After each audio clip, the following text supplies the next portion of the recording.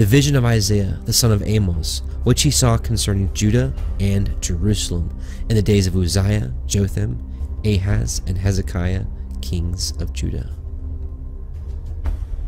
Your country is desolate, your cities are burned with fire, your land, strangers devour it in your presence, and it is desolate, as overthrown by strangers. Except Yahuwah Sabaoth had left unto us a very small remnant, we should have been as Sodom, and we should have been like unto Gomorrah. Hear the word of Yahuwah, you rulers of Sodom. Give ear unto the law of Yahuwah, you people of Gomorrah. How is the faithful city become a harlot? It was full of judgment, righteousness lodged in it, but now murderers. Yes, Jerusalem, the mother of harlots. The world is full of the daughters of this harlot, and nearly every major city acts as Babylon. But there's only one mother. Let's look at more evidence. And the woman was arrayed in purple and scarlet color, and decked with gold and precious stones and pearls, having a golden cup in her hand full of abominations and filthiness of her fornication.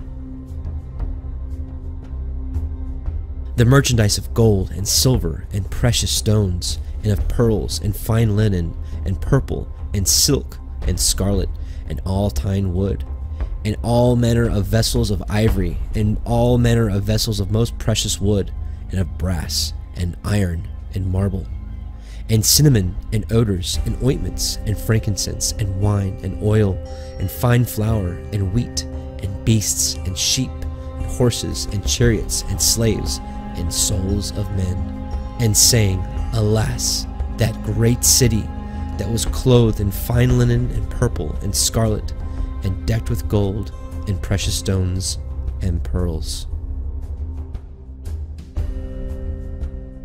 Brothers and sisters, this is the fullness of her inventory.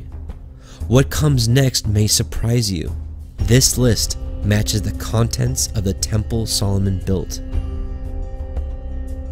Let us scan 1st and 2nd Chronicles to see it for ourselves. Now I have prepared with all my might for the house of my Elohim the gold for the things to be made of gold, and the silver for things of silver, and the brass for the things of brass, the iron for the things of iron, and wood for the things of wood, onyx stones, and stones to be set, glistening stones, and of diverse colors, and all manner of precious stones and marble stones in abundance. The son of a woman of the daughters of Dan, and his father was a man of Tyre, skillful to work in gold, and in silver, in brass, in iron, in stone, and in timber, in purple, in blue, and in fine linen, and in crimson. Also to grave any manner of graving, to find out every device which shall be put to him with thy cunning men, and with the cunning men of my lord David thy father. Moreover, the king made a great throne of ivory, and overlaid it with pure gold. Also King Solomon and all the congregation of Israel that were assembled unto him before the ark sacrificed sheep and oxen, which could not be told nor numbered for multitude.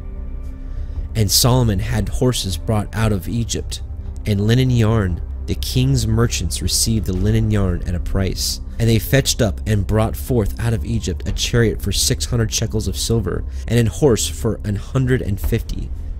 And Baalath, and all the store cities that Solomon had, and all the chariot cities, and the cities of horsemen, and all that Solomon desired to build in Jerusalem, and in Lebanon, and throughout all the land of his dominion. And Solomon numbered all the strangers that were in the land of Israel, after numbering wherewith David his father had numbered them, and they were found 150,000 and 3,600. And he set 70,000 of them to be bearers of burdens, and 80,000 to be hewers in the mountains, and 3,600 overseers to set the people a work. And for the altar of incense refined gold by weight, and gold for the pattern of the chariot of the cherubims that spread out their wings and covered the ark of the covenant of Yahuwah. Some of them also were appointed to oversee the vessels and all the instruments of the sanctuary, and the fine flour, and the wine, and the oil, and the frankincense, and the spices. And Solomon gathered chariots and horsemen, and he had 1,400 chariots and 12,000 horsemen, which he placed in the chariots and with the king at Jerusalem. So what does this all mean? Will there be a third temple, replicated to Solomon's temple built in Jerusalem? Probably so. And if it is, it will be an abomination in the eyes of Yahuwah. Why? Because we, not a building made by human hands, is where the Spirit of the Most High dwells.